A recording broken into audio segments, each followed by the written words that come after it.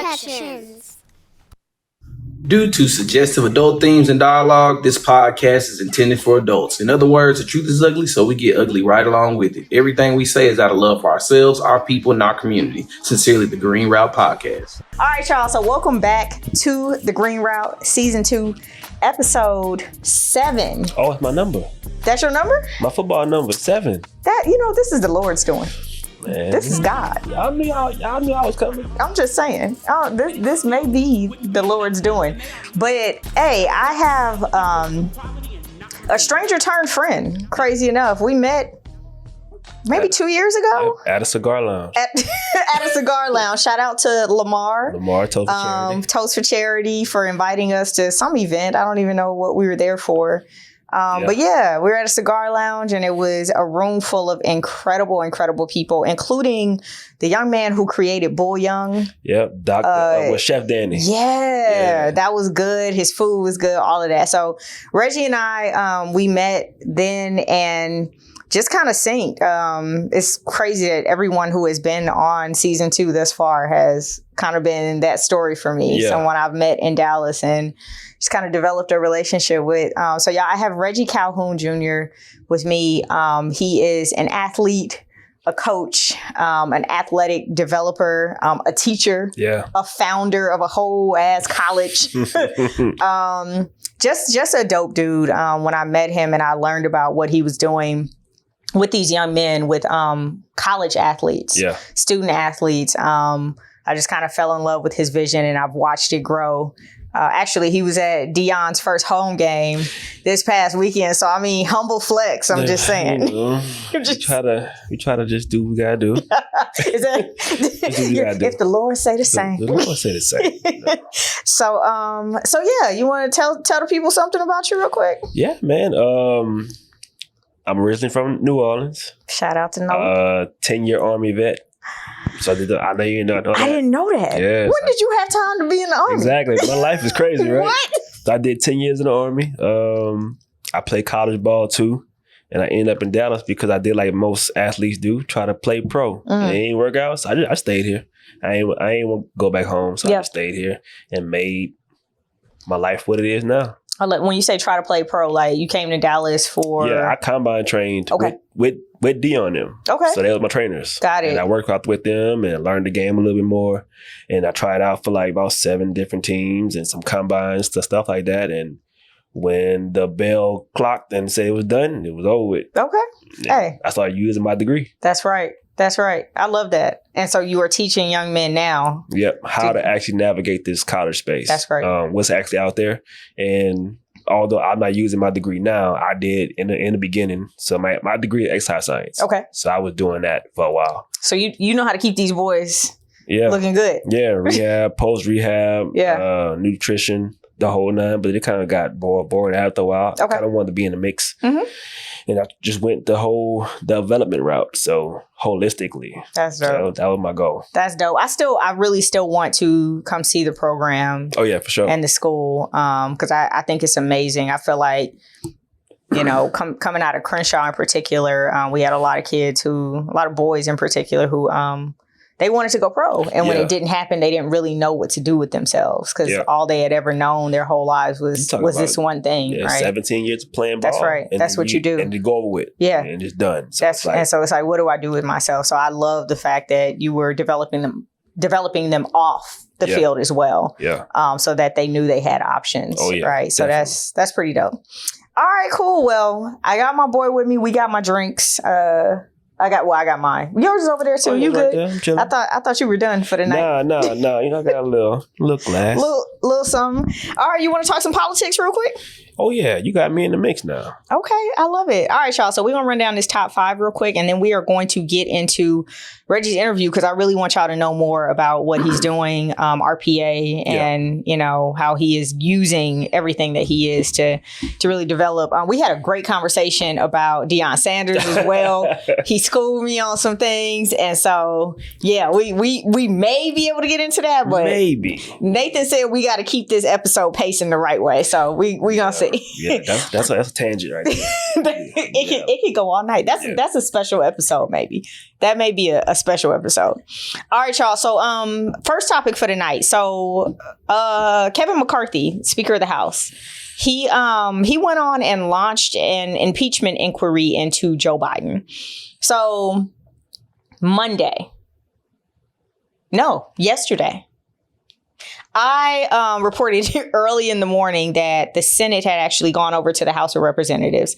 The GOP senators in particular had gone over to the GOP House and was like, hey, y'all don't really have enough evidence for this. Please do not launch this inquiry. Focus on the issues at hand. And the issues at hand that they really wanted the House to focus on is, number one, the impending government shutdown. If they do not pass a budget by, I think it's October 15th, is when the new fiscal year starts. Things like the fact that North Korea is hanging out with China and big kicking it, talking about pew-pews and weapons. Yep. We definitely have an issue wherein G20 was lightly attended. BRICS is growing. We are starting to see certain alliances on foreign affair front. So there's a lot of shit going on. Right. And so the Senate was like, hey, House, chill out on the whole impeachment thing. Hunter Biden is already getting ready to be indicted towards the end of the month. Let's chill and focus on things that the House needs to be focusing on. But we got to run this back. We have to run it back to when we were trying to confirm a Speaker of the House. You remember when it took, I think it was 15 votes to get Kevin McCarthy in that seat? Yeah, nobody likes him like that. They kept voting over and over and over. And it was usually like one person holding out or two people withholding their vote or whatever. What we found out was that the Freedom Caucus, it's a very far right leaning group in the House, was actually holding up the vote in order to get Kevin McCarthy to make certain concessions. Some of those concessions had to do with spending, budget, things like that. So what's actually happening in the House right now is more political than it is anything else. The Freedom Caucus, who, by the way, kicked out Marjorie Taylor Greene a couple months ago, because even she was too batshit crazy for them, was like, hey, Kevin, don't forget that when we put you in this seat, here are the list of things that you agreed to. One of those things was to support an impeachment inquiry into Joe Biden. So that is literally what we are seeing right now. The House Freedom Caucus has also said that they will withhold their vote from the budget, the budget bill, if certain demands aren't reached, including cutting spending for certain entitlement programs. And I put that in quotes because I feel like taxpayers pay for these things. So How are they entitlement? But also, there was, ending the weaponization of government to look into, potential wrongdoing of former officials, which is interesting because now they're using the government to look into potential wrongdoings of a current official. Weaponizing. But okay. And then there was also rhetoric around ending woke policies within the congressional body.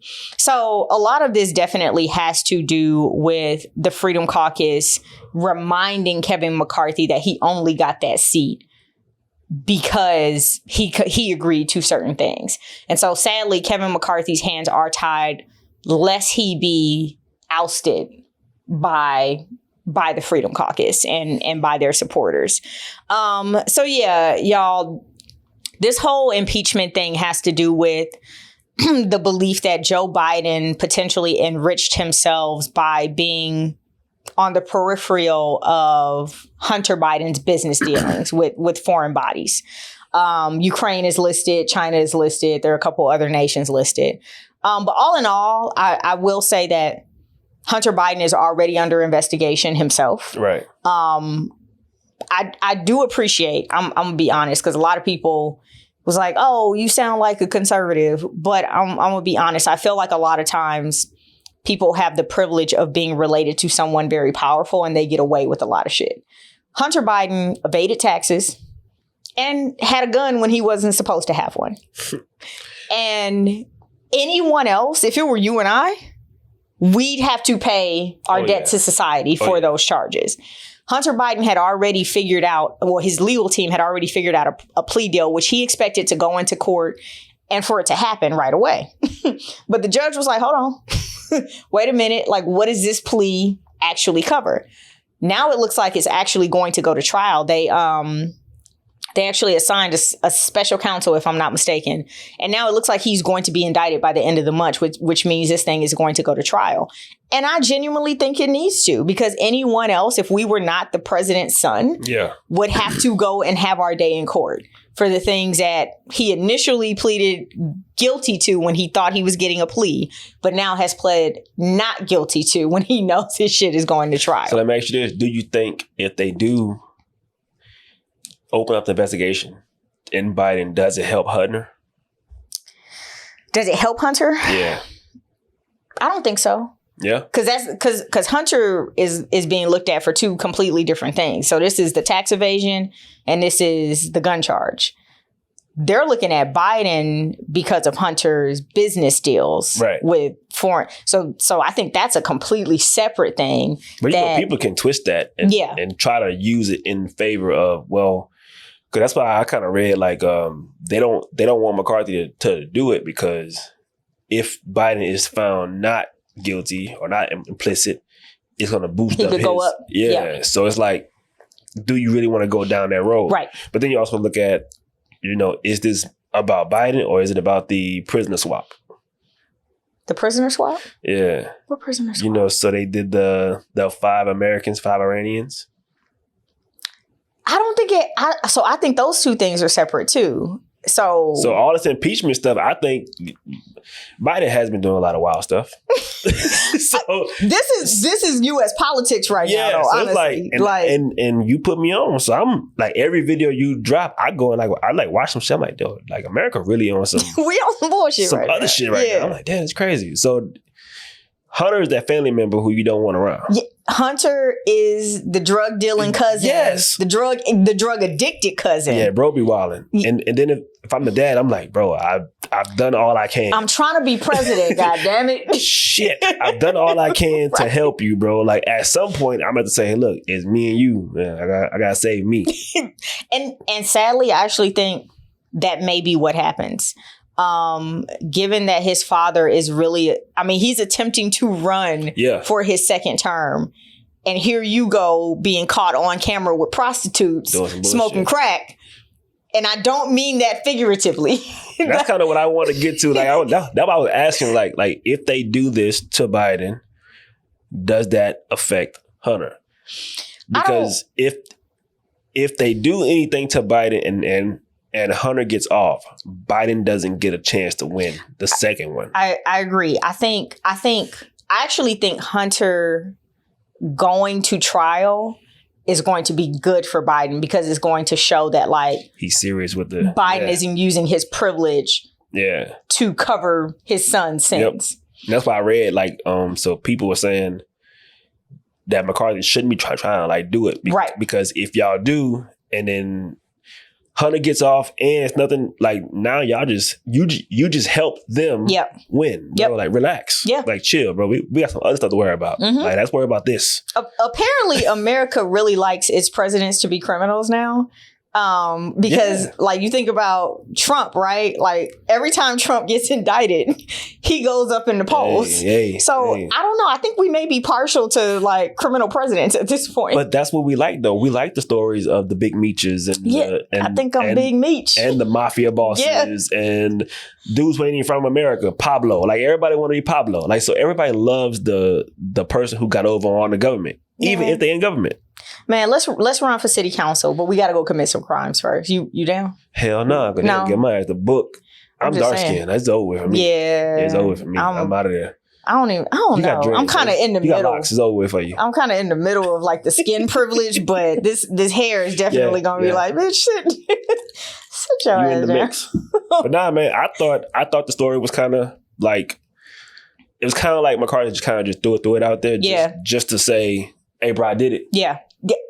I think you captured it right there. Yeah. I think you captured it right there. Yeah, I did what y'all said, right? Yep. This is what you wanted me to do, right? All right. Now, and you're 100% right. So that call to not do this came from the Senate, who was just like, y'all are only going to help him if it comes that there is no evidence that he enriched himself. He had no, like, once he gets recused of all wrongdoing, he's going to shoot up. And now and I'm gonna be honest, if I was Biden, I would have my PR person working to spin that story. Like, start coming up with scenarios right now. So as soon as whatever happens, like, I can figure out a way to spin it. And Trump is really a master at that. Yeah. And that, like, he is always making himself the martyr. Like, in everything. It don't matter what this man do. Like, he can cheat somebody out of $5 million and he'll be like, yeah, they're coming after me, and they'll come after you, and people be like, you know Trump. What? They might come after me too. And like, damn, so that could be me, like, you know. But But now, man, really? I think McCarthy like really just did his due diligence and said, like, this is what I'm supposed to do, and I did it. Yeah. Now I'm gonna let y'all tell me I shouldn't do it. Yeah. And I'm gonna back down. Because remember, they were mad at McCarthy too for even cutting a deal on the last government shutdown, a potential shutdown. Like, they were upset that he went to the White House and actually negotiated with Biden to pass a spending bill in order for us to, number one, raise the debt ceiling, but also, avoid a shutdown. So but I said when it took 14, 15 votes to get him in that seat, I remember saying he is going to have the worst time because he gave up too much to get the seat. And they had him by the balls. And this right here proves exactly what you said, that now he has to do stuff just to say, all right, I did it. But see, people like him, he a team player for his greater good, though. So you got to watch in the next 5 years who he becomes, though. You think he's going to be respectable, though? Yeah. You think so? Because whoever going to back him going to know, like, he going to do whatever he got to do for his benefit. So let me present him a win-win where I get what I want and he get what he want, because he going to do it. He going to crash and burn. He don't even care. Like, even if he don't believe in it, as long as he get what he looking for. But I guess that's where my question about respectability comes in. Like, because I'm looking at him like, my boy, you ain't got no backbone. Like, you letting him bitch you right now. Got to. Sometimes you gotta play small to on the national scale though. Yeah. Oof. The art of war. You gotta win small, appear weak. As a Speaker of the House. Yeah. I don't know. I don't know if I'm gonna let you play with me like that on that scale. Because you think about the whole big play with deal, me on the city council. Because Trump, they play on Trump name a lot. But he doesn't care though. He does care because he responds all the time. But he has to show you that I'm willing to go toe with it. So you look at McCarthy, he's on the other side of Trump. Like, same kind of responses, but he does it as if he's like a meek, weak I'll do it. You better than me, because I'm gonna tell you. Yeah, he better than me, because I'm telling you the truth. It couldn't be me. I ain't doing that. Like, you can play with me maybe at the state level. But you're talking about the United States House of Representatives. You're gonna play with me. You gonna play with me like that on the United States House? Nah. Yeah, but if I could get to the global stage, I'm straight. Like, where are you going after this, sir? Hey, a senator? Hey, my man got aspirations. Granted, I don't really know much about him, but just seeing how he's allowing certain things to play out whenever he speaks, I know he don't even believe what he's saying. It's just like, yeah, he just reading off that paper right now. He just reading. I'm gonna be honest. McCarthy looks like McBitch to me. I'm gonna be 100% honest, but I'm gonna leave that right there. All right, we got to get to number 2 because Nathan gonna be yelling at me. Yeah. All right. Oh. So let's talk about this dude who escaped from prison in Pennsylvania. So they caught him this morning. It's crazy. They caught him this morning, but. So I've been following this story, and the deeper I dug into it, the crazier it got. Okay, y'all. So the dude we're talking about is the inmate who escaped from a county jail, a county prison in Pennsylvania. Yeah. He was in there for first-degree murder. He had a life sentence because he murdered his ex-girlfriend in front of her children. That's crazy. Apparently. What I didn't know, though, is that he had actually fled to the United States from Brazil. From killing a nigga. Because of a 2015. Yeah. he was the shit. What? So then I'm like, okay, he was here illegally. He crossed the border illegally. He was undocumented. Not that I have, let's be clear, not that I have right? Any issues with people who come here seeking refuge because there's unrest in their country. When you come here seeking refuge because you're running from the laws in your country, I have a real problem with that, specifically when you were a murderer. Yeah. Specifically when you were a whole ass murderer. So the man comes over here, starts dating this woman. The sister of the woman said that he turned into like a green eye monster, just super jealous. He went from being a very sweet neighbor to super jealous boyfriend. Had threatened the girlfriend several times. They broke up, continued to threaten her, and then finally killed her in front of her children.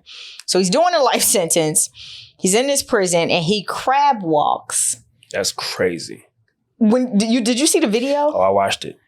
Crab walks between, and it was almost like, did you like have to make sure it was the right corridor? Because it was almost like had he been a little shorter, he wouldn't have been able to make it. It was almost perfect. Yeah. Like how far his arms were stretched. I'm like, yo, this is crazy. He goes up into the HVAC, escapes that way.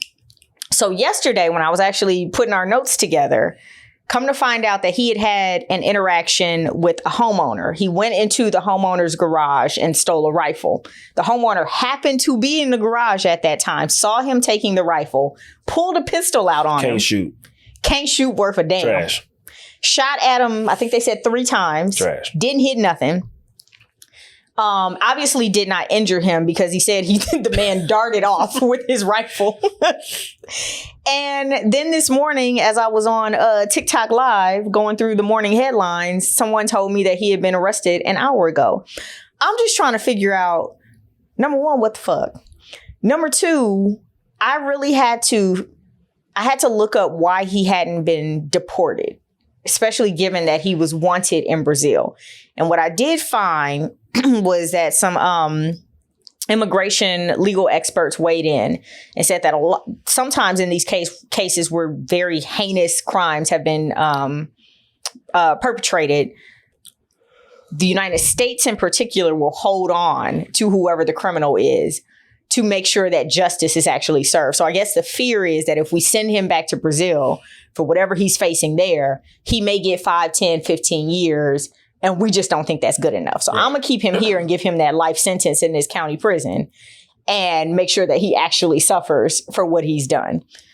I just think it's batshit crazy. I'm glad they found the man, but I also think it's crazy that like it took 2 weeks, I believe. He had been on the run for 2 weeks to catch this man. And now I'm trying to figure out like, what do we do with him now? Like, Can we get together and like take turns whipping his ass? Like what happens now? My question on that, right? How does somebody who's undocumented go to jail? What you mean? How you process him? What is his name? What is his information? How are you processing somebody who's not documented in America? Yeah, I think that's when you use your relationships with wherever he's from to identify him. Because I mean, we know he doesn't have a social security number, right? But chances are maybe he had a TIN number. Yeah, something, but right? Then, I don't know if you noticed, but somebody else escaped from their prison too. Recently? On the same way. Wait, so they got a crab walking problem in this prison? Yeah, so where he escaped from, they end up having a consultant come in and do a strategy deal, and they put some razor wire up top. Well, Buddy just went through the razor wire. So I did read that he went through the razor. So he must have been cut up. Yeah, he just went through the razor wire. Because when you looked at what he had on, he wasn't dressed any different than anybody else in the yard. So Buddy, somebody had already escaped from the prison before the same way. Like, put a little razor wire up. That'll stop him. Put the razor wire up there and you'll be straight. No. Buddy was like, he said, I'm from Brazil, bitch. Bro, I've been through the worst. I eat this for breakfast. Like, what y'all talking about? If I get caught, I might as well go and get cut up. So the consultant's idea was to put razor wire. Throw some razor wire up and that'll stop him. Not hey, let's fix the walkway or make it short, like longer, like I don't know. What's the average height of a person? Okay, let's make sure that the goddamn walkway. Yeah, well, let's extend this walkway a bit. So, okay, I wonder, so do you think then that the recent prisoner knew about the previous escapee? Probably did. I mean, if you watch the news, I mean, you probably saw it. Or people in the compound talking. Told him, yeah, like this how the other dude. Because if you watch the video, you'll see that. Did you see the dude who seemed like he was kind of watching his back? Yeah, it took an hour. Yeah, so it took an hour for them to realize he was gone. That's crazy. Come on, cuz. That's crazy. The hell y'all was doing? And then they put the guard who was on duty on administrative leave. For what? Ain't his fault. Yeah, he in the tower. And you know how many people I gotta watch? This man over here in the corner, like I ain't got time to watch him. Man, but that just lets you know how much prisons are technically just an institution. It's just a company, a holding. Well, and it's crazy because as soon as you said that the consultant suggested wire, I was thinking like they didn't want to spend the money to do nothing else. Because when you think about like expanding the corridor, right? That's money right there. But yeah, we know that prisons are business in this country. Like, and a lot of them are privately owned and held. And so it is about the profit. It is about the bottom line. Bro put up chicken wire. Was like, bet, look, don't cross this line. Dog. That'll get them.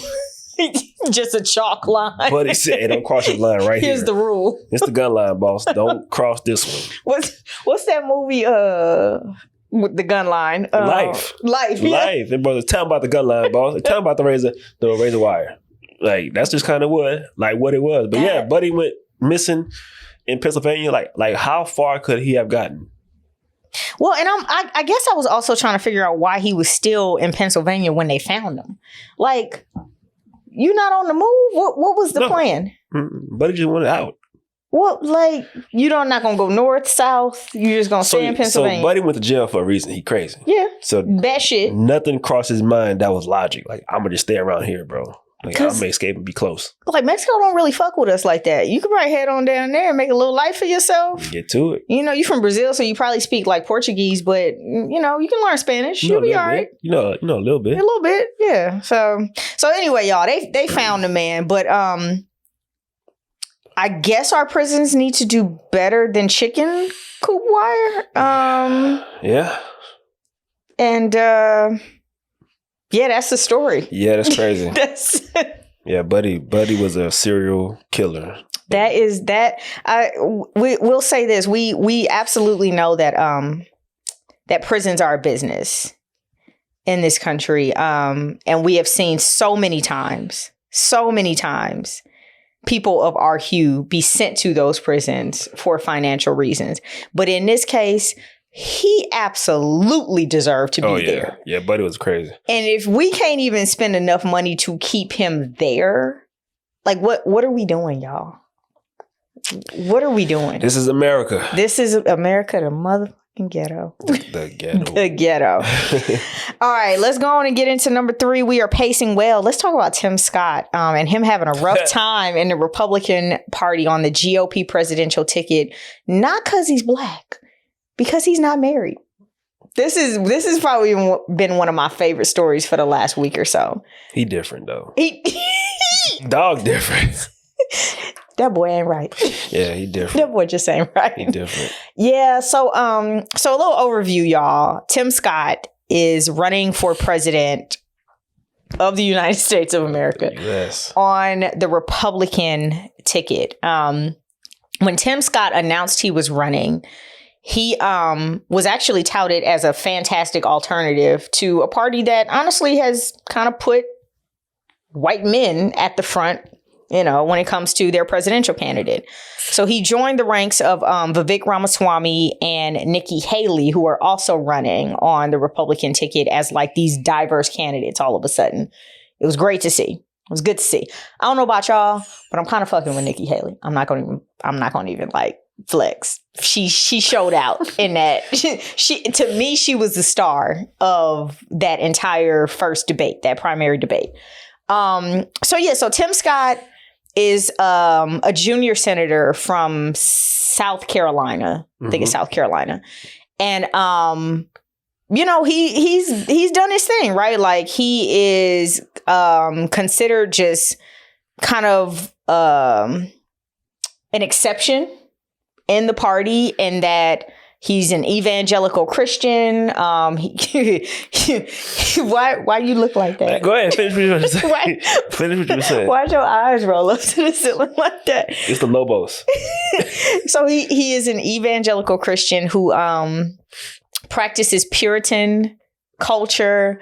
When he first got into the public eye, he was it a 30-year-old version, 40-year-old version, something like that. So he told everybody, like, you know, I'm saving myself, you know, for marriage. I wish more people had self-control.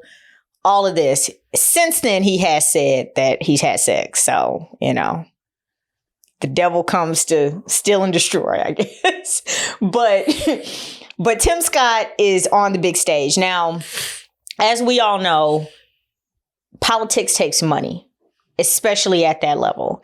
When you talk about the presidency, there was a new report that came out this year that said the 2024 election is expected to reach, I believe, $20 billion in spending for the election. Shit. It's nuts how much money goes into politics. So, of course, excuse me, Tim Scott, like every other candidate, is attempting to raise money so that he can campaign, he can buy ad space, airtime, all of that.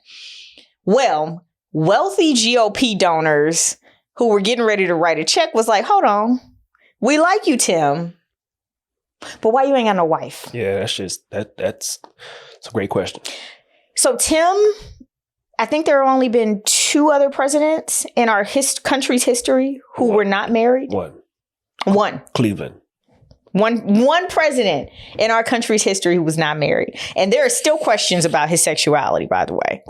Historians are still trying to figure out whether this man actually liked women.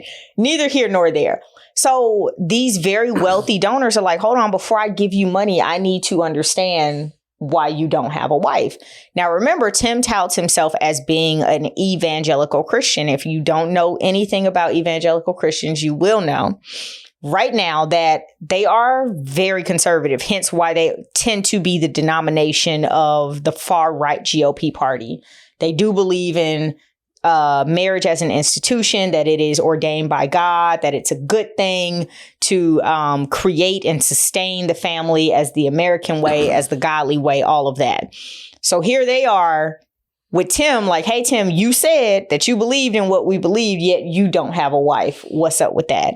So Tim has come out and said a few things. Number one, that he didn't get married, or he hasn't been married because he grew up in poverty.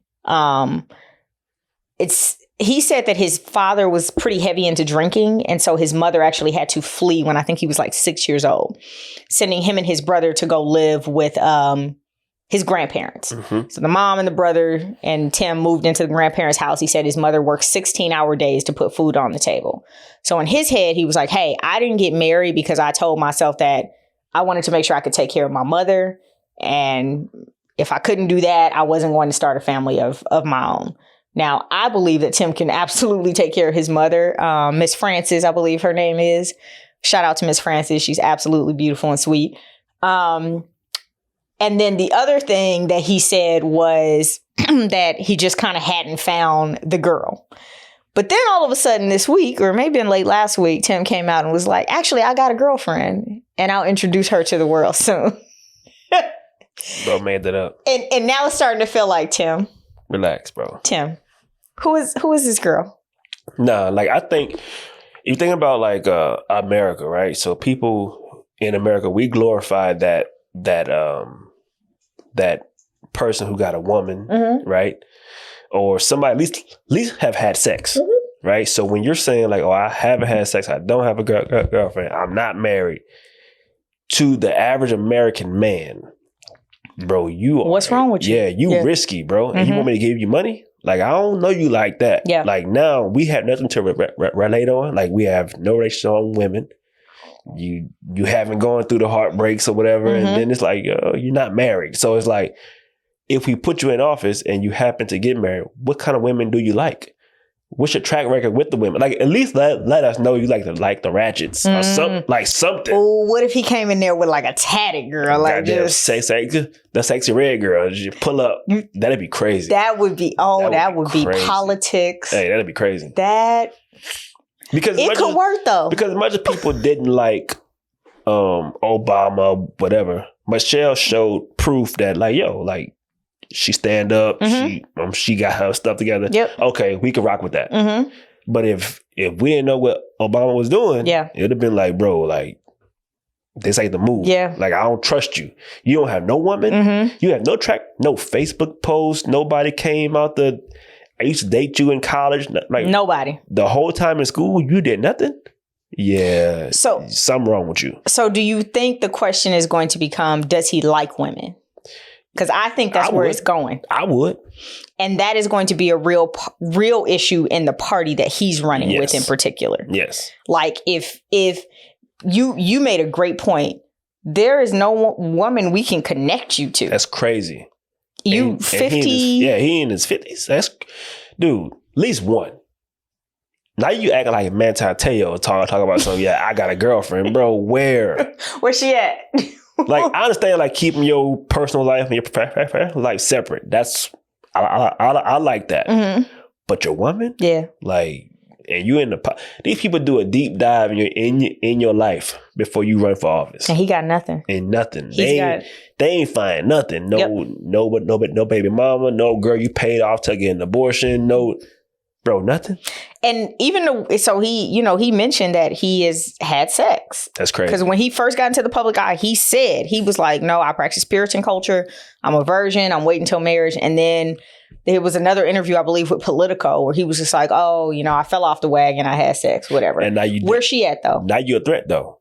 You fell the wagon. Yeah. Right? So now you're out here doing bullshit. But we haven't even seen her pop up. Yeah, she wild, too. So I'm trying to figure out, like, have you had sex? Like even if you didn't, or even if you did, bro, just, that is dangerous. Yeah. As a man, bro, I don't trust you. Because you ran on this merit of, I'm a virgin. I'm this. Then all of a sudden, because of peer pressure, you like, oh, yeah, I did have sex. But that's high school level stuff. Like, that's like, nah, guys, I am cool. Yeah. I did have sex. I did it. Like, I did the thing. I fricked her. Right. Like, bro, we about to elect you to run the country. Yeah. So now peer pressure is this is low level. What's going to happen when the global folks are on your ass? Well, and even the whole girlfriend thing, like all of a sudden, no, I do have a girlfriend. I'll introduce her to the public soon. Like even that it felt like you're only doing this because you easily influence. You know what people want to hear from you. You're dangerous. Yeah. You're a man who's easily swayed. Yeah. And I don't like that. Yeah. I never even thought about it that way, but that's I'm sure it's a male's perspective. I thought about it as like, this man is going to have a real issue in his party in particular, because the first thought is going to be, we can't connect you to any woman, and so you must not like women. Right. And we cannot have that. Right. We can't have that. Like, I mean, these are the same people who have spent millions of dollars across the globe on like anti-LGBTQ policy. They certainly don't want to elect a president, a black man in particular. One. Like, let's go. They already taking a chance on your ass. You're a dark-skinned black man at that. Bro, at least Obama was mixed. From South Carolina. From South. Bro, you super black. You super black. It's like blackety black. You super black. We're gonna get him one of them shirts and send it to the office. But nah, like as a man who I'm gonna trust somebody that I want to lead my people. Yeah. Bro, I don't trust you. Yeah. Because one week you this, next week you this, and then you say, oh, but I actually did this. Now I'm like, okay, let's take a step back and look at all the shit he probably lied about. Yeah. Yeah. And before I waste my time, just X him out, bro. Let's go and move on. Yeah. It's gonna hurt him, but I'm gonna say this, and it's just me being messy. I can't wait to see what this girlfriend is that he wrote. I am excited, because what if she is like a sexy red? That's going to be crazy. Oh my God. What's crazy though? He might get a bunch of votes from people who never voted. It could work. That's the thing. Like, yo, yeah, she used to be a stripper, but she paid her way through school. She got her master's. Yeah, bro. Like that. Listen, I could sell somebody who had to dance to get their master's, and now she a pediatrician. That'd be crazy. That's the American story right there. She paid off her student loans by dancing. Yeah. Because Biden, you wouldn't do it. Yeah, they're going to impeach that boy the first year. It's going to be over with. Oh, this is going to be good. This is going to be good. All right, y'all. We are getting through it. This is good. Let's talk about North Korea. We mentioned this earlier, but North Korea is out there talking to Russia about weapons. Gotta find friends. Yeah, we all need friends. We all need friends. So, okay, y'all. So North Korea, Kim Jong-un went to Russia after America was like, don't go to Russia. We don't want you. He went anyway. And the reason that he went is because apparently Russia is running pretty low on ammunition. So remember back when Wagner Group, was still in play when it comes to Russia fighting Ukraine. So the Wagner Group had come out and was like, hey, you're not giving our people what they need. They need ammunition. They need the right tools to be able to help you in this war with Ukraine. And so it ended up being a bit of a spat between the Wagner leader, the one who went down in the plane about a month ago now, and Putin. That turned into an almost coup in Russia, which was stopped. So since then, Russia has, I think, really began to look for some type of camaraderie, given that they have actually been pretty isolated on the international scale since they invaded Ukraine. So North Korea is kind of perfect in that America really doesn't have any type of diplomatic relationship with either country, a great diplomatic relationship with either country. And so America found out that North Korea may be going over to Russia to talk about a potential arms deal. They told North Korea, don't do that. North Korea was like, fuck you. And Kim Jong-un got on an armored train, which smart. Oh, yeah. Smart. Oh, yeah. Got on an armored private train to go to Russia. And since then, he has been sitting in summit with Vladimir Putin. What's crazy, though, is that Kim Jong-un actually mentioned that they are in full support, and I'm putting this in quotes because these were his words, full support of Russia's sacred fight in Ukraine. The trade would probably be weapons, but also certain minerals and elements that Russia could use for weapons. So things like iron. In exchange, North Korea could get food. Yeah. Also, I didn't know this, but also some technology for space exploration. It has been big on their agenda, but also they get an ally all of a sudden. This all came just 2 hours after North Korea launched 2 ballistic missiles into their eastern seas. I ain't gonna lie, y'all. When I heard about this last night, I was like, that's a power play. That's like a muscle flex right there. Because not only are you saying to America, like, first of all, you ain't gonna tell me where to go and where not to go. But also, I'm gonna come over here and then I'm gonna let you know that I'm actually about that life. And I'm just thinking, like, can you imagine the meeting, right, of Kim Jong-un's like top officials, his top deputies, and he's like, hey, launch 2 ballistic missiles. And they're like, nah, like America said, don't even come over here. Now you want, I said what I said. Launch the missiles. Not Taiwan. Japan and South Korea both confirmed that these missiles were launched. Y'all, shit is getting real. Like, if y'all are not paying attention on an international scale to what's happening in foreign affairs, it's almost like high school cliques forming. Yes. That's how I felt too, because I'm not really like, I don't really keep up with North Korea and all that stuff like that. But when I read it, I was like, yo, these are the 2 cousins who people don't really fool with. Yeah. And they becoming friends. They getting real cool. Because the other cousin who's like super on the outs, he ain't got no food. He ain't got no place to stay. Let me go holler at my other cousin who on the outs. So like, hey, bro, that's kind of make I got work. Food. You got a place for me to stay. Why don't we get together? And we both don't like the family anyway. So let's go ahead and make this happen. And then we're about to like join this whole new group over here. Yep. So let's make this work. Yeah. And then, you know, Kim out here traveling on the train. You know how brave you got to be to travel on a train? But I feel like it's safer than trying to get a jet in the air, right? We saw what just happened to the Wagner boss. Yeah, Buddy in Russia, yeah. But still, like, to think about, I'm going to travel on a train to Russia from North Korea. Mm-hmm. You bold. Yeah. Like, that ain't no easy trip. And I mean, when you saw the type of train, because all of us know, if he know, you know, we know. Yeah. We know that our country, one thing we will do is blow some shit up. Yeah, we'll send a strike in a minute. And so the fact that a plane wouldn't have done it. They gonna blow that hole right out the air. Out the sky. But an armored private train. Crazy. And they probably wouldn't have really known what car he was in. Because I'm going to tell you right now, I'm taking the whole freight. You ain't going to know where I'm at on this train. All 100.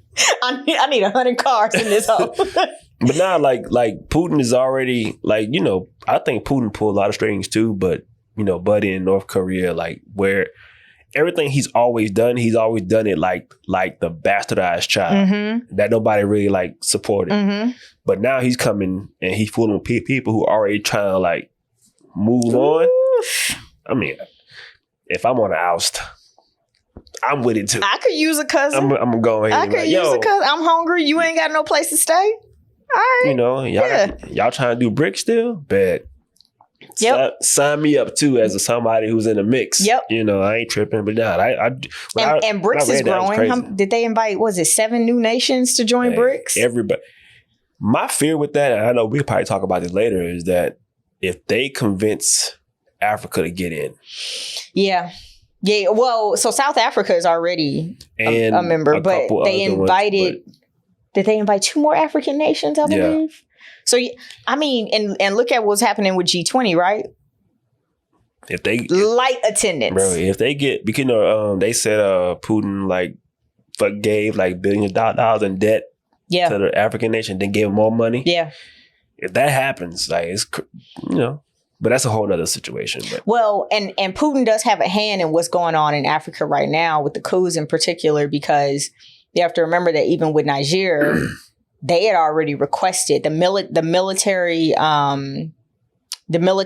new rulers had already requested Wagner forces to help them overthrow the current government, which a lot of people on the ground there, a lot of people from Niger actually called a puppet government to the United States. Yeah. So the fact that Russia and the Wagner group are even there already playing in that yard, and then different. we saw what happened with Gabon. It's real over there right now.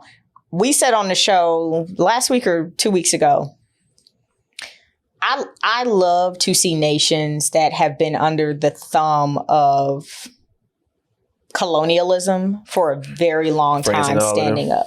Yeah. I love to see the French losing their influence in Africa.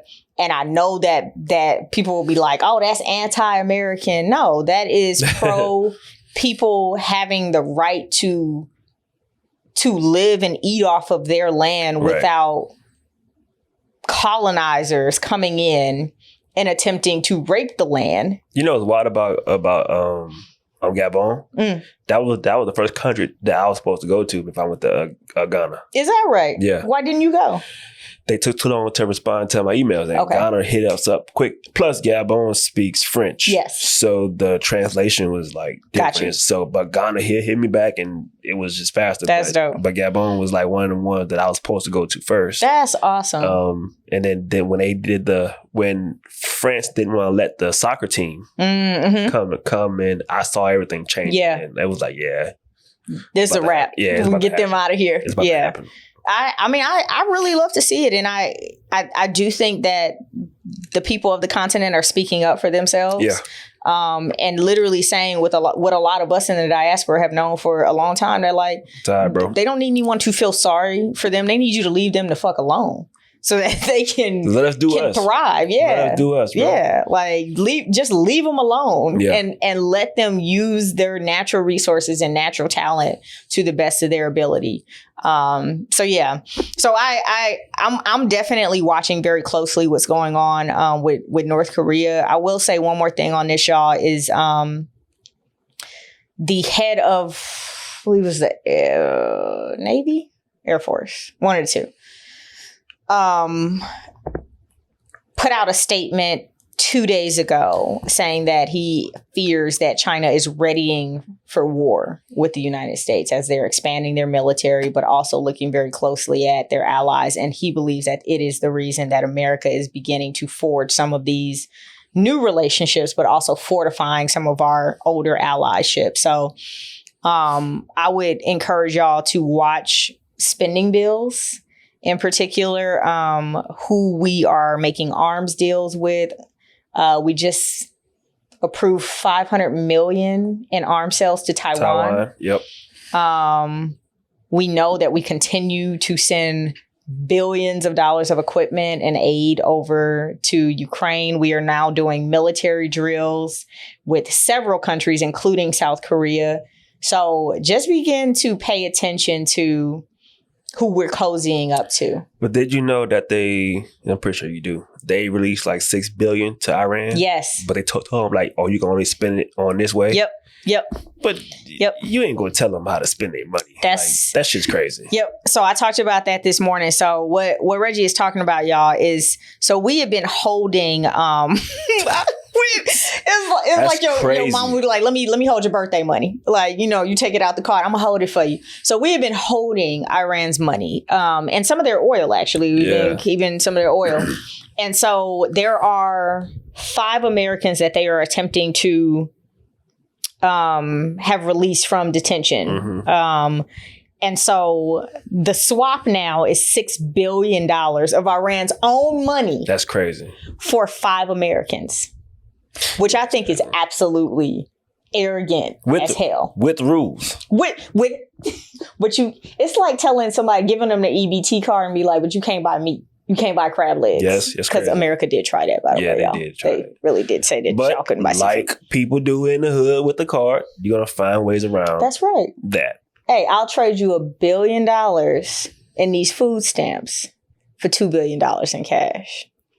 I buy this wheat, you give me some missiles. Shit. All right. Sign me up. Look, don't tell me how to use my money. Right. Well, don't sign me up because I ain't with that. But that's crazy. That would be fraud.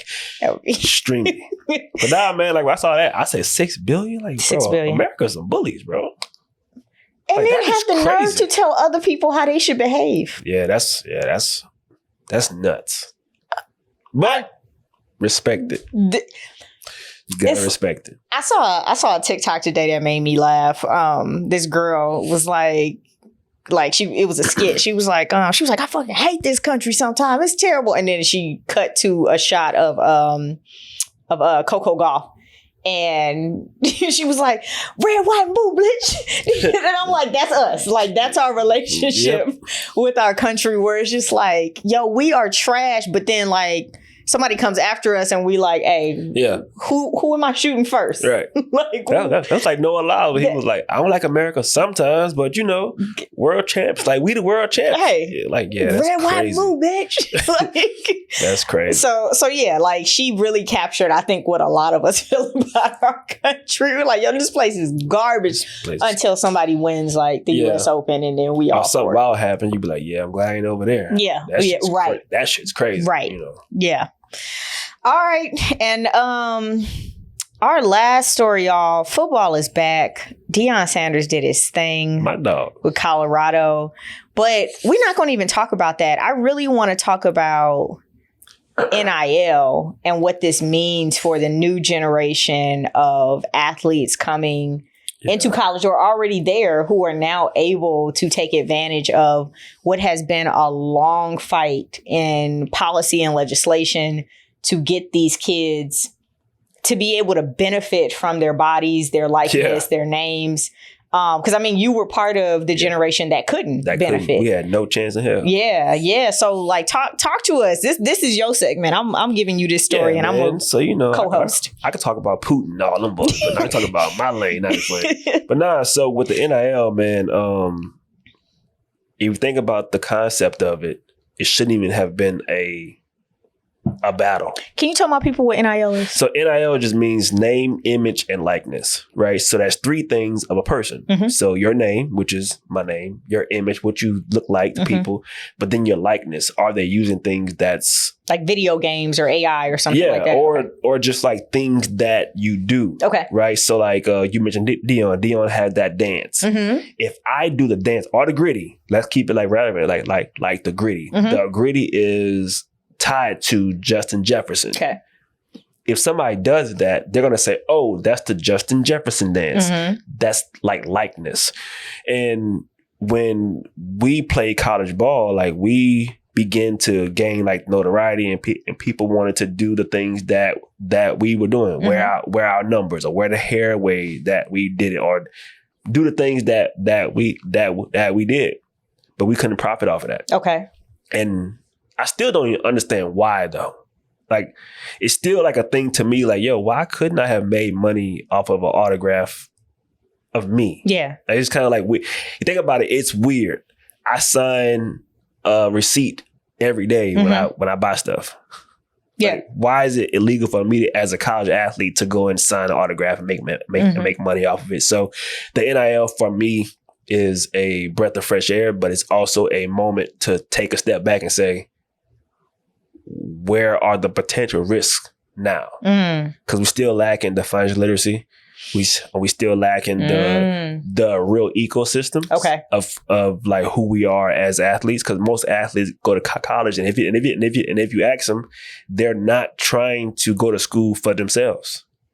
They're there to take care of my mama, my cousins, my neighborhood, everybody else. So it's like they get shown a deal for their name, image, and likeness. So you had a kid sign a 25-year loan at 15% of his pre-tax NFL money for $400K. Somebody around you should be able to say, yo, bro, 25 years? Bro, the average player plays 3 years. That's right. So why are you doing 25 years of that, right? That's 7 times your lifespan, right? But when you're the savior of the neighborhood, shit, we gotta get this money now. Where you can, yeah. So I think, although the law was passed, I think they did this to prove a point that they didn't need this. That the kids didn't need this? Nah. Okay. And I think we did, but you let it open with no guardrails. So then, okay. So let me back it up real quick and just talk about the fight in particular that went on for years and years and years until this went up to the Supreme Court, y'all. It needed to. Yeah, it 100%. This went up to the Supreme Court. And I mean, you have these colleges and universities making some of them billions on the backs of these student athletes, coaches pulling in millions. And I remember one of my good friends who played at UCLA first and then transferred. I remember him telling me, like, you know, how he didn't have money sometime to eat, how, you know, his underwear was holy and he would have to call his mama. And I mean, this is a full-time student athlete who is known all across Los Angeles, but at the end of the day, can't even get food or new underwear. Below the poverty line. Right. Easy. And so this went up to the Supreme Court, and the Supreme Court said that these institutions were not allowed to stop these student athletes from making money off of their NIL, their name, image, or likeness. So this went into play. I think it's fantastic. And at first, I'm going to be honest, I was one of the people that was like, oh, you getting a degree for free, until I actually talked to friends who were in these programs. And when they talked about like, wait a minute, you put your body on the line every day for these people, twice a day, sometimes 3 times a day for practices, and you can't eat? Yeah. Like, what are we talking about? I 100% got behind it.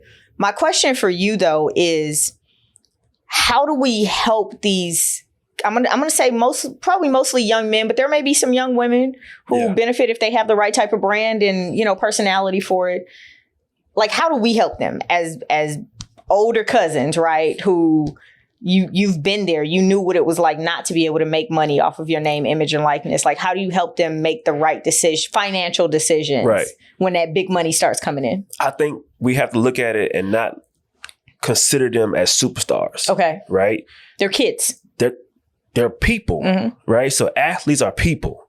And if you go get a job, you're never going to let somebody work you more than what they're willing to pay you. So if you're talking to an athlete, look at them as if they're an employee. And that's what the argument was. So the NCAA really got out of that deal because they pretty much said, oh, you can make money off your NIL. But the schools still never deemed the athletes as employees. So they really didn't. They don't have to pay them. Right. You got to go find your own deals. Get your own stuff. Got it. So as a cousin or a older individual or somebody who got some sense, you can't look at the athlete as, hey, you're on TV, because we know followers and fame don't equal money. Right? You got to have some sort of a business sense, some savviness, and a team. So if you want to help an athlete, look at them as an employee first. What is this kid worth? And if you don't know what this kid is worth, then look at the market, right? Like, this kid's bringing in an X amount, right? Like if a kid jersey in the bookstore is selling, because y'all go to the bookstore, if a bookstore jersey is selling for $100, at 20%, it's $20. So I mean, at least give them $20 per jersey. How many jerseys are being sold? But does that mean that now this student needs a business manager or agent? They need everything. They need a whole ecosystem. A lawyer. Because you got to think about the student athlete is technically a corporation. Every corporation have departments. You got operations, you got the marketing, you got branding, you got legal. Yeah. You're the Beyonce of your campus. They need everything. Yeah. Like, because they're not just somebody who needs a financial advisor. They need a financial advisor, a damn psychologist, a lawyer, like a nutritionist, a dietitian. Like, because in order for that athlete to make money, he has to be well run. Yeah. He needs a team. Look at LeBron James' whole team. Like, it's more than just somebody that's managing his money. Right. And I think that's where everybody missed the mark too, is that just because they can make money off the NIL don't mean they need to start making money off their NIL right now. Okay. They got to build a team around them to say, hey, let's get you set up. Like, what's your actual brand? Who are you? Got it. Because what's happening now is that people aren't even giving these kids NIL deals. They're just giving them money. So they say, hey, come to my school. I'll give you $400K. For what? The school is saying that? Not the school. Oh. Not the school up front, but somebody who represents the school. So you graduated from your alma mater. You like this kid. You got some change. You might say, yo, coach, I'll give this kid $1 million if he commits. Well, in my recruiting pitch, I'm going to say, hey, I want you to go talk to this young lady over here. You know, we want you. We really want you here. Go talk to the lady over here. Well, you give him $1 million to do what though? Just come to the school. So now this is what everybody's fighting about, is that you're not using the NIL for what it's for. You're just paying kids to come to your school. So now you're giving the kid $1 million just to sign to your school. Okay. You still haven't taught him how to use his name and likeness though. Do you think it would be beneficial for schools to actually teach that? That's the law. They have to teach them? They have their first year and the junior year. This was the initial law passed. Their freshman year, they had to take a class on financial literacy and branding. Okay. So, got it. I thought it was like an NIL class. I was like, but I get what you're saying. Right?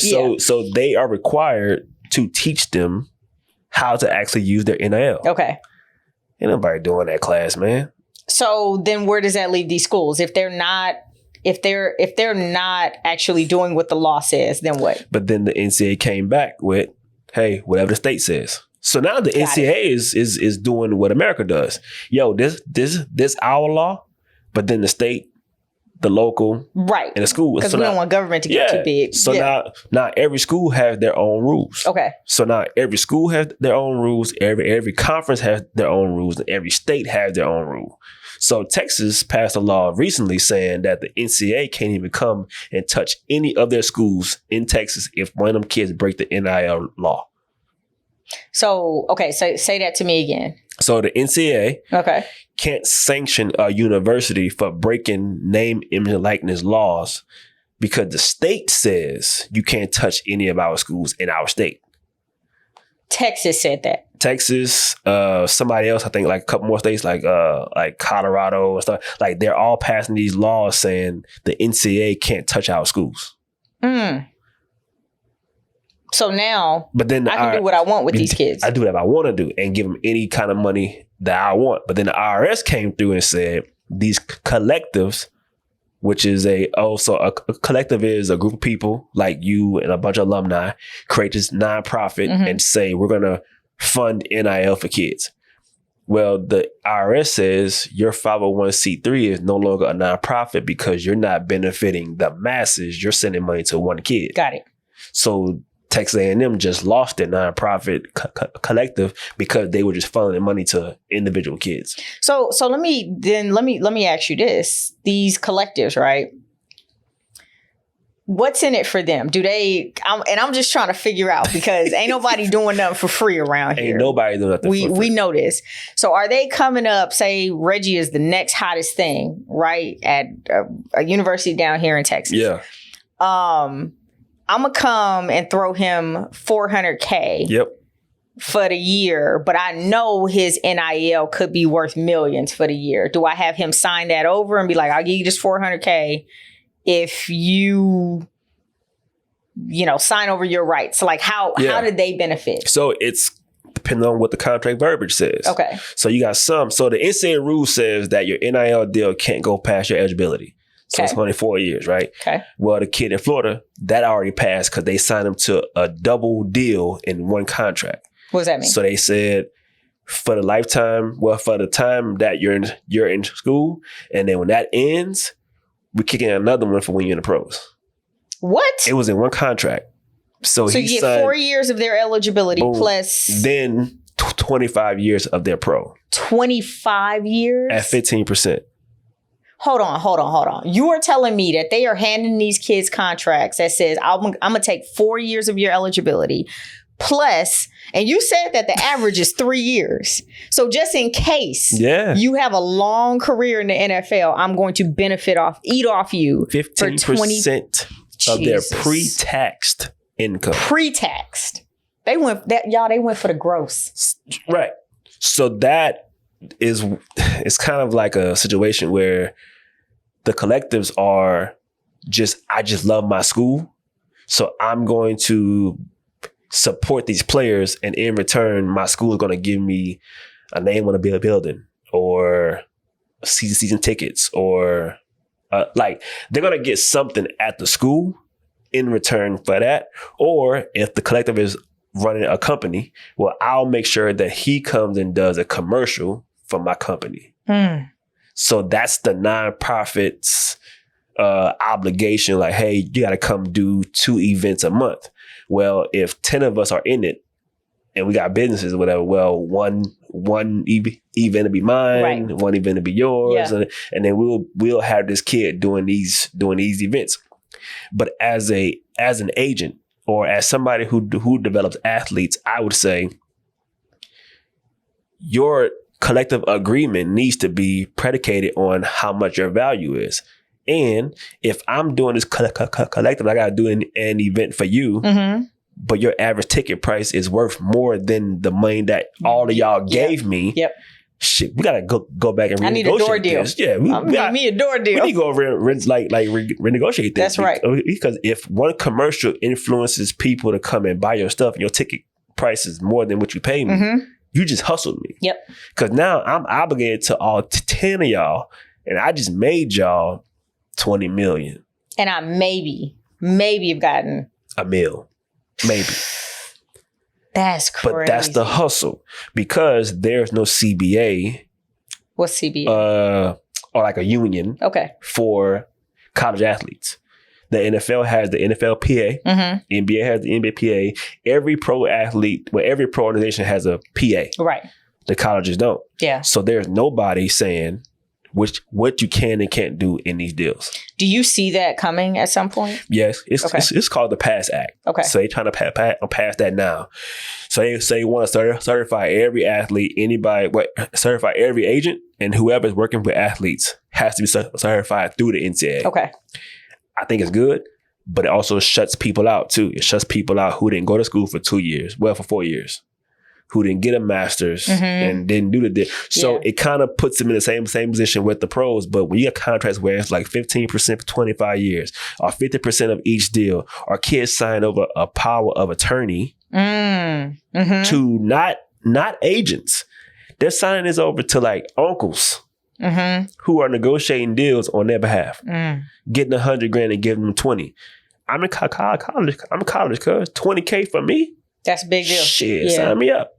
So do you think now that there could be a new wave of folks who represent these players at what was once considered an amateur level of the sport? Yeah. A bunch. Like, I know people who are interested in like representation at the pro levels, but like, it's easier to do an NIL. To become an NIL agent, it's a lot easier. Okay. Because an NIL agent is no different than a marketing agent. Got it. So all I got to do is sign you to a deal, and whatever marketing deal I get you, let's negotiate this price. Yeah. Right? But with the NFL says you only get 3% of the contract. So that's the cap. But in the college space, you can get 20, 30. As an agent. Yeah. Well, and that's the point, right? I don't want people to be interested in this to get over on these kids, but I do think that it is important, for people who are interested in like representing, right? Yeah. To start looking in this space, because obviously these kids need that team. They need good people on their teams to help them from being taken advantage of. From doing weird stuff. Yeah. Like getting $400K for a 15-year 25-year payback. Right. At 15%. Right. It's crazy. That's nuts. Because you don't know what your earnings are going to be. And so to eat like, what? But the kid even signed, he checked the box where he acknowledged that if he made $100 million, he got to pay back $15 million. He checked the box. Pre-tax. So becoming an NIL agent is a lot easier. We have a certification at our program where we certify people to work with athletes holistically. But even if you do become an agent, you still want to have relationships with lawyers. Okay. Right? And financial advisors and accountants and stuff like that, because the team. Yeah. You want to build your team out because this kid needs it. This kid needs a team of people where mama can't be the agent. Mama can't be the manager. Yeah. Because there's this thing going around now, momager. Your mama can't be your manager. Unless she went to law school, y'all. Unless she's managed something. And yeah. Because if you're going to school to get your mama out the goddamn situation, then obviously she's not the right person. Because you wouldn't sign to an agent who ain't got no money. Yeah. You wouldn't sign to an agent who's struggling. And I'm gonna be honest, like if my mama wanted to be my agent, I'm 100% signing her up. But I've watched Deborah move some shit too. Like that's the thing. But everyone doesn't have that. Right. And so I do think what these kids see is like, this is the one person I know I've always been able to depend on. Trust. Yeah. I can trust her. And so I think they go with their first mind. But that's why I also think it's important for like people to have a sense of like, yeah, I want to make money, but I also want to make sure like that our kids aren't being literally scraped for what they have before they even get it. And then this is what they're trying to pass. And they went to the Senate too and trying to pass this joint where there's a salary cap. For athletes. College athletes. Yeah. Okay. It won't work. Yeah. Because there's no way in college you say that I can get part of the free market, but then tell me I can only make this much. Hey. But then tell me I'm not an employee. That's the American way. I'll give you your $6 billion, but the only way the NFL works is because those guys are employees. Yeah. If the NCAA doesn't want to admit that we are employees, then you can't tell me how much I can and can't make. That's true. Because the moment you say what I can and can't make, then I become an employee. That's right. Then now you got to pay me. You got to pay me.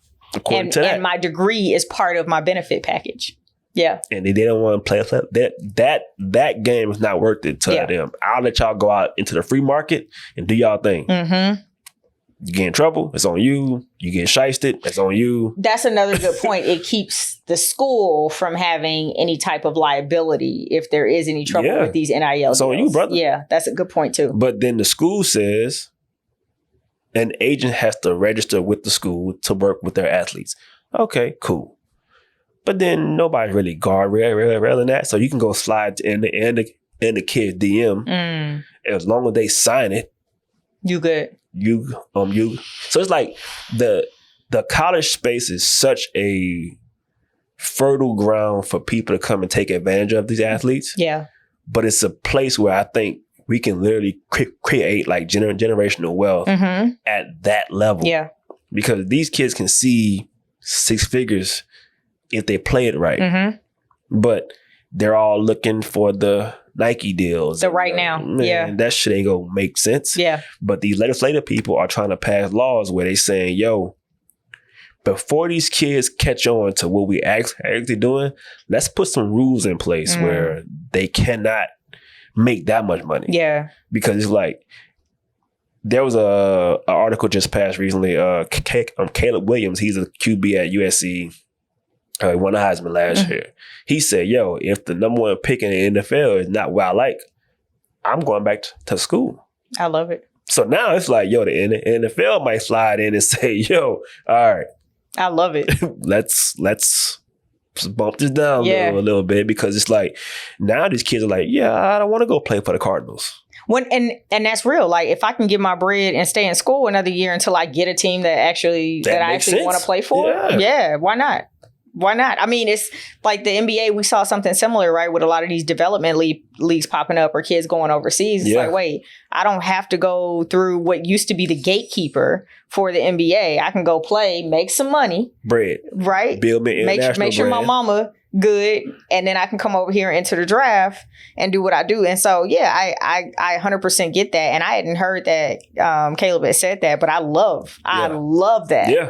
It shows that when you have options, you are in a powerful position. Right? Now, so his NIL stuff is different. You see him on commercials everywhere. Yeah. This dude on commercials on Roku, on Hulu. But he's also got an NIL deal with a real estate firm that's teaching him about real estate. Like, I love it. So for him, he's doing real NIL deals. Deion's son shut a door. Got Gatorade. Got Beats by Dre. Got, like, he's doing real. Oh, we're gonna use you in these, commercial. Brady. He got real deals. I feel bad for the kids who are just getting money. Yeah. Money is great, cool. Yes, we deserve our get back, and this is, whatever. But you give a kid $500,000 for one Instagram post. Realistically, who's on this kid's followers that's buying your product if you're giving this kid $500,000? Yeah. So these people are already paying for association.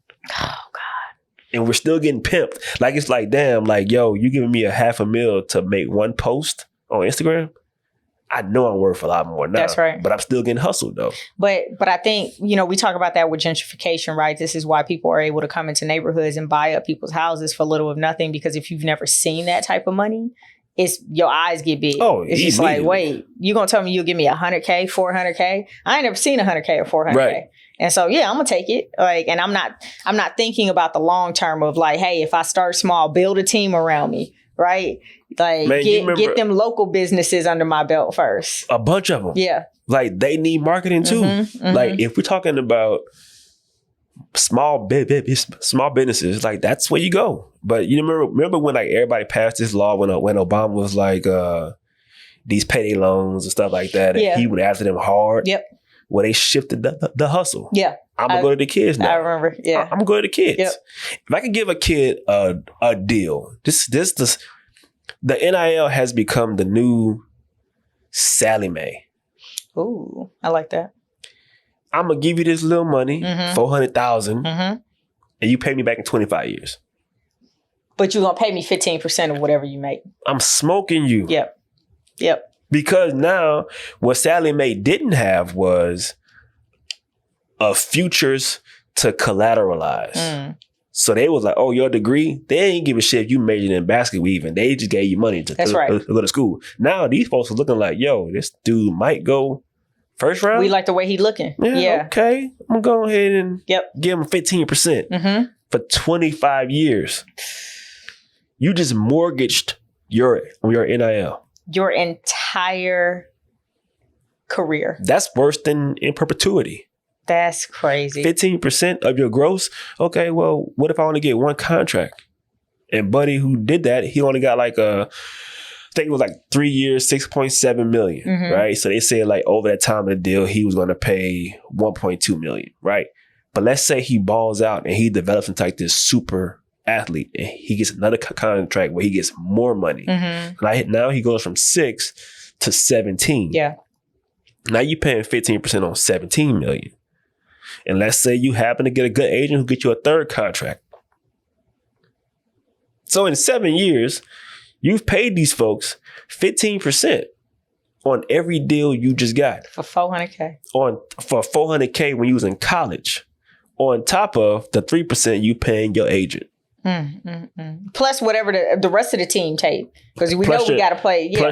Plus your jock tax, because in every state you play in, you getting taxed. So we talk about like building a team around an athlete. Like, yo, this ain't just they paying out money. They writing checks. Which is why a lot of them have a business manager to handle the business of them. Yeah. So okay, let's switch to RPA and where RPA comes in to help kids navigate this. Like this, because that's a lot for a 17, 18, 19-year-old kid who really is just trying to play ball. That's it.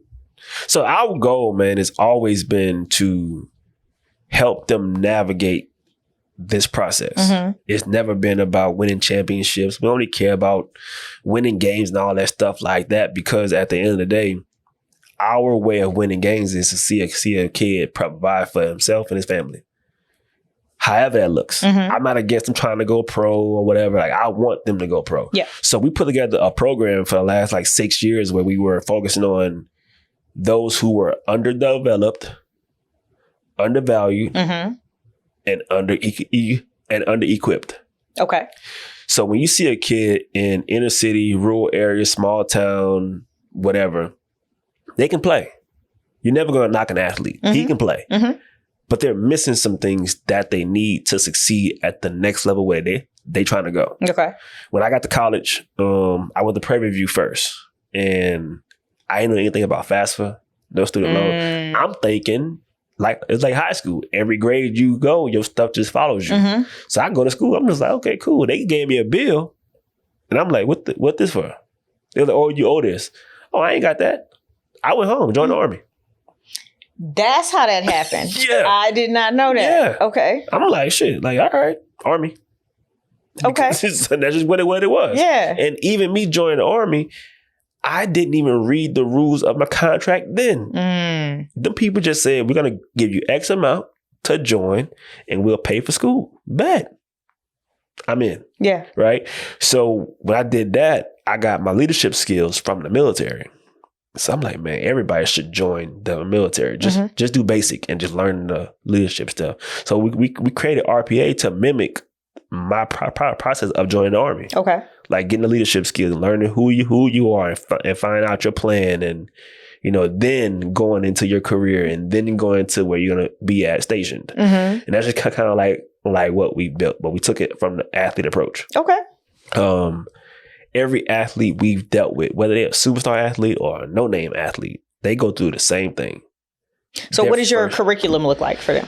Depends on who the kid is. Okay. So if we get a kid who just graduated high school, senior, has no offers, probably didn't play much, got a 2.3 GPA, right?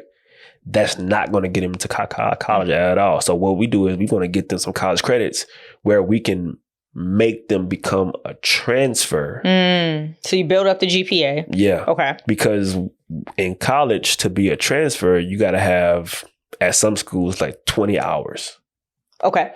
And they never look at your high school transcript ever again.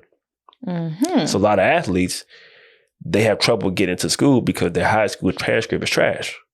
So we want to just get rid of your transcript. Okay, cool. Let's get you a college one. Mm-hmm. Now they're going to look at you as a college transfer, not a high school athlete. Got it. And during this time, so I mean, they got to stay in shape. They got to. So there's also an athletic development. There's workouts. There's practice. There's training. So we also play against the colleges in Texas, in New Mexico, Arkansas. Okay. So we actually compete against the small schools in Texas, and we do that so that our guys can be seen in person by the other scouts. Got it. So we kind of mix the two. That's smart. Yeah. Right. So we did that and we've had tremendous success with that. But the overall piece is we're not a college in the sense of the traditional system. Mm-hmm. We outsource that. Yep. The education piece, go to a school that's accredited and we'll give you classes. We already broken a deal with them where your class is going to be structured where you don't become a full-time student because that's the eligibility stuff of it.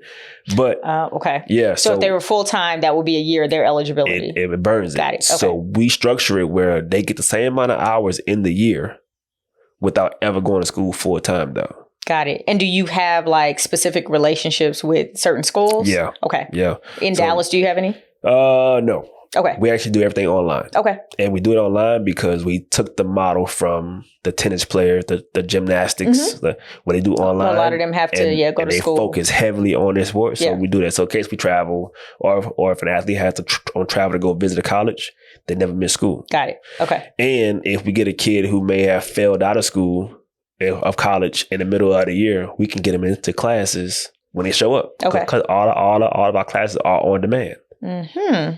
So I took everything that I wished I had in school. That's dope. And put it into what we're doing. And granted, it's different.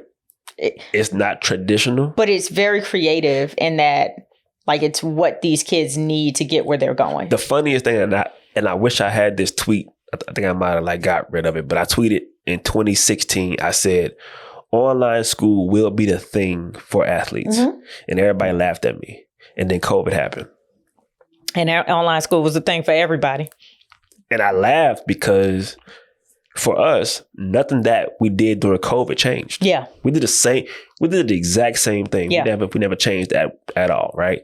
But for us, what RPA stands for is solely about recruiting, preparing, and achieving. Mm-hmm. That's it. Mm-hmm. Because we want to recruit you.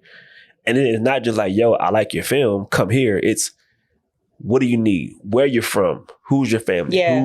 Who decides you're going to come to RPA? Because in recruiting, you have to know who the decision maker. Okay. So who the person is? It grandma? Mm-hmm. Is it uncle? Mama? Or who's the one who's influencing you to make decisions? We got to know who that is, right? What do you want to do when you grow past this sports thing? Because whether sports ends in 20 years or 1 year, there's a transition that's going to happen. So you're talking to them about, hey, you may be taking classes online, but let's start talking about if pro is not an option. Let's talk some real stuff. What like you like finance? You like construction? Like what's up? Do you want to be a chef? Yeah. We've had kids who want to become a chef. Mm-hmm.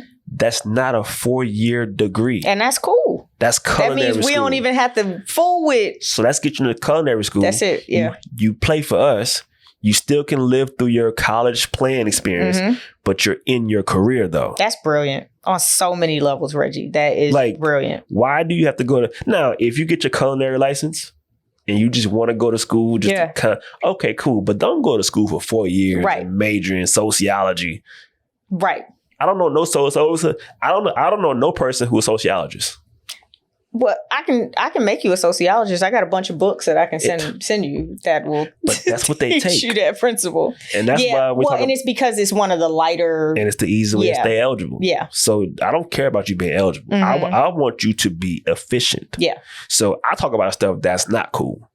I love that though. What do you want to do when it's all said and done? Okay, you want to be a coach? Okay, cool. You can go become a coach by majoring in teaching. Mm-hmm. Cool. But while you're on this team, ask your coach, can you learn under him? That's it. So it's that when real you, life. So when you graduate, you can literally say, I got 4 years of experience at a Division 3, 2, NAIA, or D1. Yeah. Wherever you go, if your outcome is to become a coach, well, go become an intern while you're in school. Mm-hmm. Stop taking bullshit internships. Just the unpaid right. and getting you. Well, yeah. You know, so that's kind of where we focused a lot of our deals at. Like my partner is my very first recruit at RPA. Okay. He does all my websites, all my videos. That's dope. He does his own stuff. Now he got his own company now. Yeah. And he's 25. I love it. So for me, I'm like, bro, he came to me and he was like, Coach, look, I'm done with this football stuff. And you prepared him. You had him prepared. The first thing I said was like, so what do you want to do? Because before you jump out of this one, have a plan for the next one. Because if not, just stay in this child's game until you figure it out. At least you're doing something that you're comfortable with and you know. But I don't want you to like leave football or basketball and go into the real world without no plan. Yeah. It swallowed you up like big time. I was one of them. The NFL didn't call me. The next day, I'm looking for a job. And I don't know how to look for a job. I had no resume. I'm like, bro, I play football. That's what you've done. Yeah. But it took me about 1.5 years, 2 years to realize, like, okay, I was a team captain. I won these awards. Okay, how can I turn those things into a resume?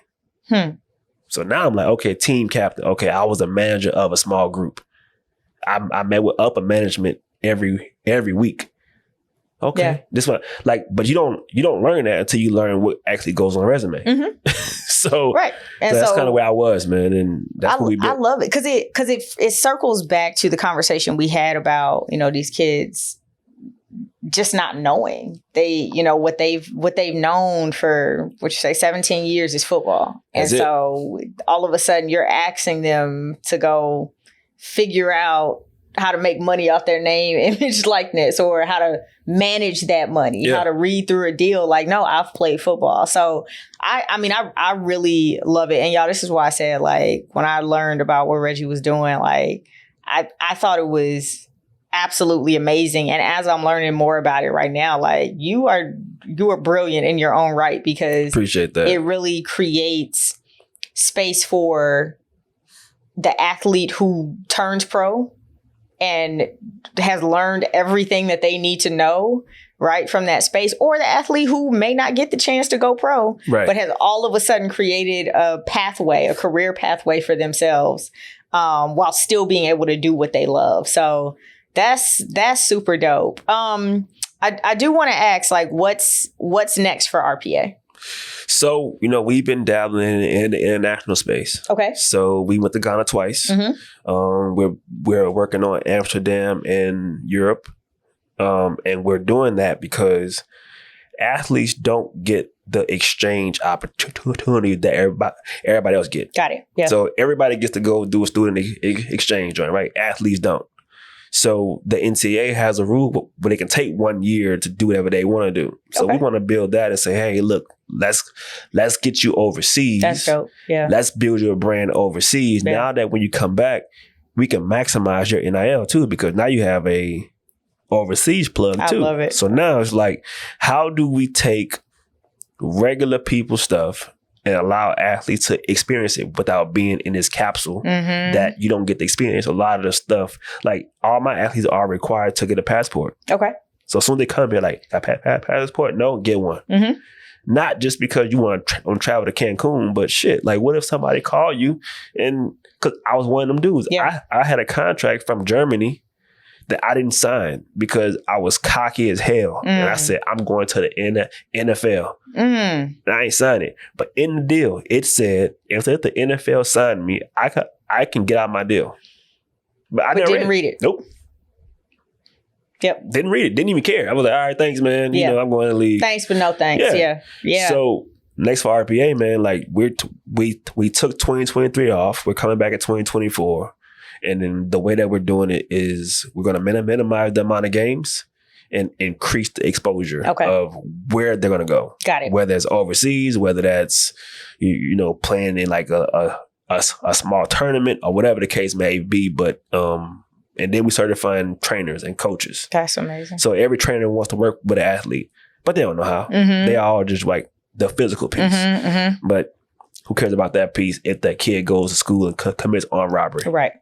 Right. Who does he call when he's hungry in the middle of the night? Right. So we took this year off and just to like refocus on what we want to do and not get wrapped up in the whirlwind of I got to be first to get this kid. Yeah. Like I didn't care about that. That's great. You know, so that's kind of where we are, man. And then we'll have 10 locations within the U.S. Based on who passes our certifications and like really is doing it to the level that we want. But we'll start building our little franchises within the U.S.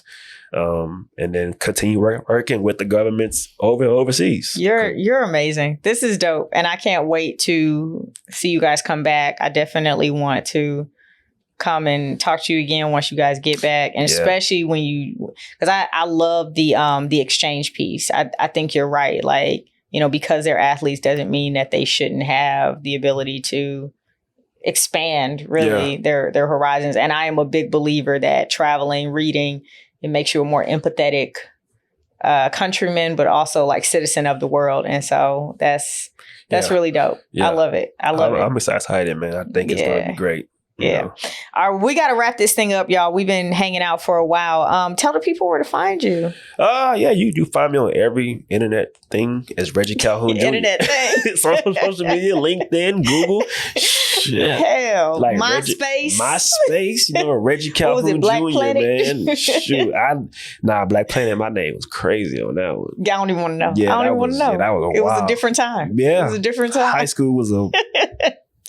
Anyways. Wild times. But now Reggie Calhoun Jr. on every platform. And then wearerpa.org is our website for everything about RPA. Yeah. And then our certification is under calhounglobal.net. Got it.